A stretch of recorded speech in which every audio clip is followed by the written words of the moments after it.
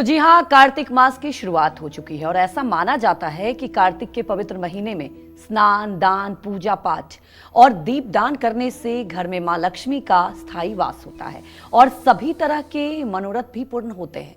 तो ऐसे में आपको अपनी राशि के अनुसार पूरे कार्तिक मास कैसे करना है स्नान, दान, पूजा पाठ और महा उपाय, जिससे आपके घर में बरसे धन और हो बरकत, यही आज कालचक्र में पंडित जी आपको बताने वाले हैं।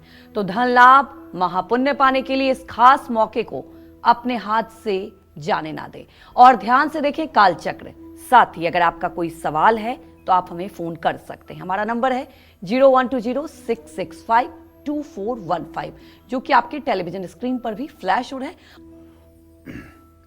तो चलिए चर्चा की शुरुआत करते हैं और पंडित जी से जानते हैं कि हमारे शास्त्रों में कार्तिक मास के बारे में क्या कहा गया है, क्यों कार्तिक मास के महीनों को सबसे ज्यादा पुण्यदायी और फलदायी माना गया है। साथ ही कार्तिक मास में मां लक्ष्मी की कृपा पाकर दरिद्रता को दूर करने के कौन से खास उपाय हैं, ये पंडित जी से जानते हैं। पंडित जी, हमारे दर्शकों को आप बताएं इस महीने का क्या इतना महत्व है। देखिए, ऐसा है, पूरे कार्तिक का महीना ये पुण्य प्राप्त करने का बहुत बड़ा स्रोत है। पूरे भारत की बात तो मैं नहीं करता हूँ, लेकिन जितना मेरी जानकारी है, पूर्वांचल की बात करता हूँ, उत्तर प्रदेश के पूर्वांचल की बात करता हूँ, जहाँ मैं पला बड़ा और जहाँ के वातावरण को मैंने अपनी आँखों से देखा है। वहाँ मैंने देखा है कि बिना किसी के प्रेरणा के कम से कम समस्त महिलाएं, कन्याएं और सात्विक पुरुष, धर्म कर्म को जानने वाले पुरुष सूर्योदय से पहले अगर संभव है तो किसी पवित्र नदी में और नहीं तो घर पर ही स्नान कर लेते हैं।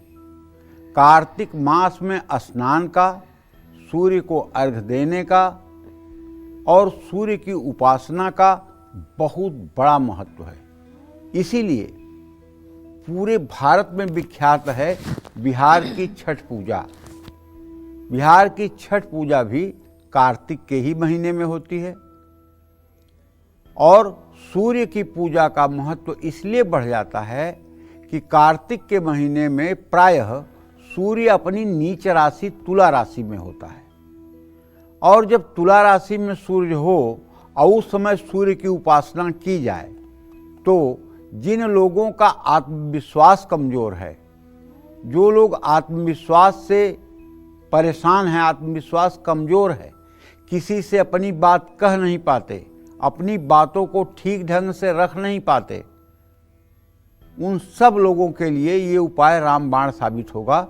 अगर प्रातःकाल सूर्योदय से पहले स्नान करके और सूर्योदय के समय सूर्य को अर्घ्य दे करके, और ज़्यादा नहीं, स्त्री हो या पुरुष, कन्या हो या बालक, अगर एक माला 108 बार गायत्री मंत्र का जप कर लिया जाए तो आप विश्वास करिए, चाहे जैसी भी एंजाइटी हो, डिप्रेशन हो, अवसाद, कुंठा की बीमारी हो, वो इसी एक महीने में समाप्त हो जाएगी। अगर ये नियम बना लिया जाए कि पूरे कार्तिक महीने सूर्योदय से पहले नहाना है, सूर्य को उदय होते समय अर्घ्य देना है और उसके बाद शुद्ध आसन पर बैठ करके गायत्री मंत्र का जप करना है, अगर ये 3 नियम ले लिए जाएं तो आपके स्वास्थ्य के लिए तो मैं पूरे दावे के साथ कह सकता हूँ कोई दिक्कत आ ही नहीं सकती है। और यदि आप बीमार चल रहे हैं तो आप स्नान करने के बाद, सूर्य को अर्घ्य देने के बाद भगवान शिव को जो भस्म विभूति चढ़ाई जाती है, वही भस्म विभूति एक कटोरी में भर करके किसी शिवलिंग का स्पर्श करा दीजिए और उसमें से थोड़ी भस्म विभूति भगवान शिव को अर्पित करिए और वो विभूति अपने घर पर ले आइए। स्नान करने के बाद यदि आपको बहुत दिनों से बुखार है, ठीक नहीं हो रहा है, किडनी की प्रॉब्लम है, पेनक्रियाज कहीं से कुछ गड़बड़ कर रहा है, लीवर का प्रॉब्लम है, दवाइयाँ काम नहीं कर रही हैं, तो कार्तिक महीने में प्रातः स्नान करके और दोनों हाथों में उस भस्म को, जिसको राख कहते हैं, रगड़ करके और पूरे शरीर का स्पर्श करा दीजिए। ये नियम पूरे महीने आप कर दीजिए, आप पूर्ण रूपेण स्वस्थ हो जाएंगे। क्योंकि ये भस्म और राख ये कोई साधारण चीज नहीं है। अगर ये साधारण होती तो भगवान भोलेनाथ अपने शरीर पर इसको क्यों धारण करते। तो इसलिए ये सारे रोगों को आपके सारे रोगों को जलाकर नष्ट कर देगा और आप स्वस्थ हो जाएंगे।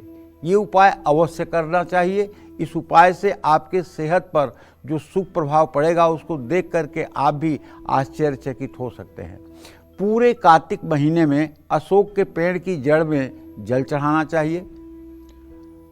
हो सकता है कि अशोक का पेड़ आपको न मिले, क्योंकि अगर आप गांव में रहते होंगे तो गांव में तो अशोक का पेड़ होता नहीं है।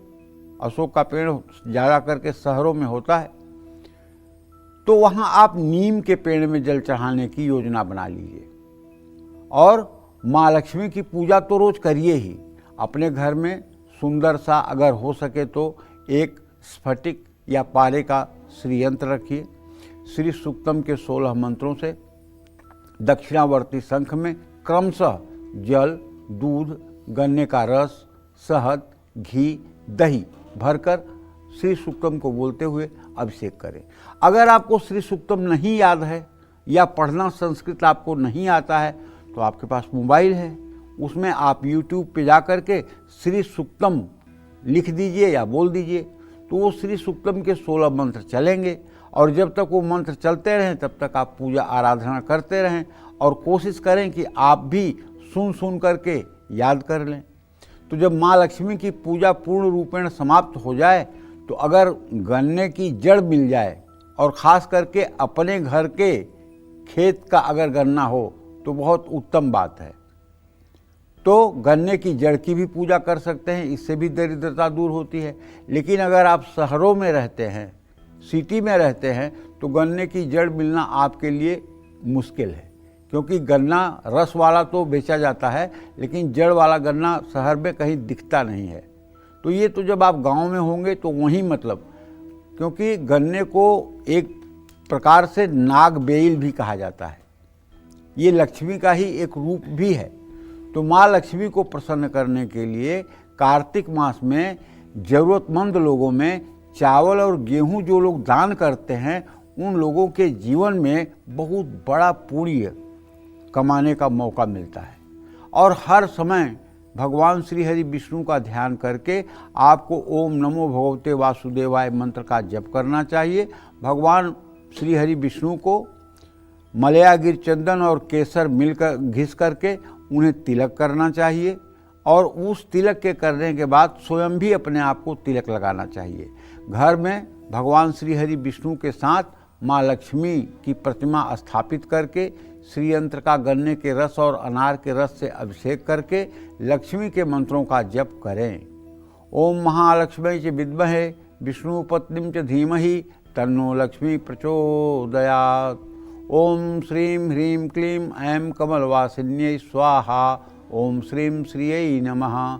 ये जो मंत्र हैं इसमें से कौन सा मंत्र आप करना चाहते हैं, कौन सा मंत्र आपके लिए सुविधाजनक है, उन सारे मंत्रों का प्रभाव एक जैसा है, आप कर सकते हैं। माँ लक्ष्मी को गन्ना, अनार, सीताफल ये भी चढ़ा सकते हैं। कार्तिक मास में पूजा स्थान में एकाक्षी नारियल की स्थापना अच्छी मानी जाती है।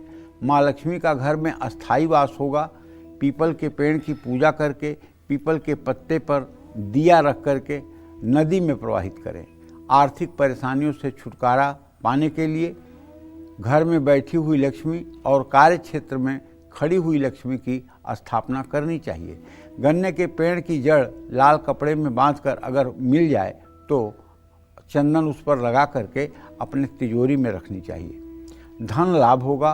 कार्तिक मास में केसर और मलयागिर चंदन का तिलक लगाने से दुर्भाग्य दूर होता है। अगर काम में रुकावटें आ रही हैं तो कार्तिक मास में कभी भी 3 गुलाब, 3 बेला और 3 चमेली के फूल लेकर माँ लक्ष्मी की पूजा के बाद उसे नदी में प्रवाहित कर दें। इससे भी आपका सौभाग्य उदय होगा। जय माँ विंध्यवासिनी।